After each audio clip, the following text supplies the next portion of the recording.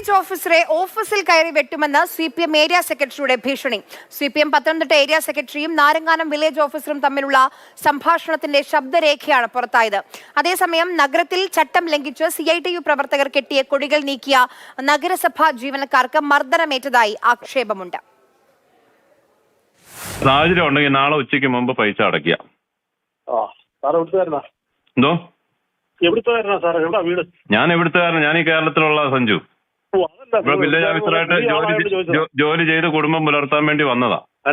പുതിയ ആളായോണ്ട് ഞാൻ മാവേലിക്കരക്കാരനാണ്. തുടക്കം സൗഹാർദ്ദപരം. കെട്ടിട നികുതി ഉടൻ അടയ്ക്കണമെന്ന ആവശ്യമാണ് സ്വരം കടുപ്പിക്കാൻ ഇടയാക്കിയത്.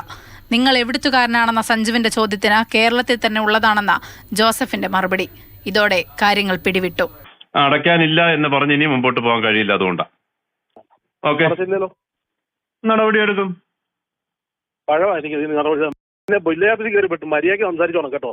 വില്ലേജ് ഓഫീസറാണ് സംഭാഷണം റെക്കോർഡ് ചെയ്തത്. ഇത് റവന്യൂ ജീവനക്കാരുടെ വിവിധ വാട്സ്ആപ്പ് ഗ്രൂപ്പുകളിൽ പ്രചരിക്കുന്നുണ്ട്. സംഭാഷണം നിഷേധിക്കാതിരുന്ന MV സഞ്ജു വില്ലേജ് ഓഫീസർ തുടക്കം മുതൽ തന്നെ പ്രകോപനമുണ്ടാക്കിയെന്ന് വിശദീകരിച്ചു. ഇന്ന് രാവിലെയായിരുന്നു കെട്ടിട നികുതിയിൽ തുടങ്ങിയ വാക്പോര്. ഇതിനിടെ ചട്ടം ലംഘിച്ച് കെട്ടിയ CITUവിന്റെ കൊടികൾ നീക്കിയ നഗരസഭാ ജീവനക്കാരനായ 2 പേരെ തൊഴിലാളി യൂണിയൻ പ്രവർത്തകർ തല്ലിയെന്ന് ആക്ഷേപമുയർന്നു. ഭീഷണിപ്പെടുത്തി ഇവരെ കൊണ്ട് തന്നെ ഇത് തിരിച്ചു കെട്ടിച്ചതായും ജീവനക്കാർ പറഞ്ഞു. ഞങ്ങളിവിടെ വന്നിട്ട് തന്നെ പറഞ്ഞു, ഇടതുപക്ഷത്തിൻ്റെ ഒരു മീറ്റിംഗ് നടക്കുന്നുണ്ട്, അതിൻ്റെ കൊടി കഴിക്കാനൊക്കെ ഉണ്ട്. ഇവിടുത്തെ ആൾക്കാർ പറഞ്ഞുകൊണ്ട് അവിടെ എന്നെ അടിച്ചു സാർ. CPM കുമ്പട ലോക്കൽ കമ്മിറ്റി അംഗം കൂടിയായ സക്കീറിനെതിരെയാണ് ആക്ഷേപം. നഗരസഭ ഹെൽത്ത് ഇൻസ്പെക്ടറെ ഭീഷണിപ്പെടുത്തിയെന്ന ആരോപണം നേരിടുന്ന ആളുകൂടിയാണ് സക്കീർ അലങ്കാരത്ത്.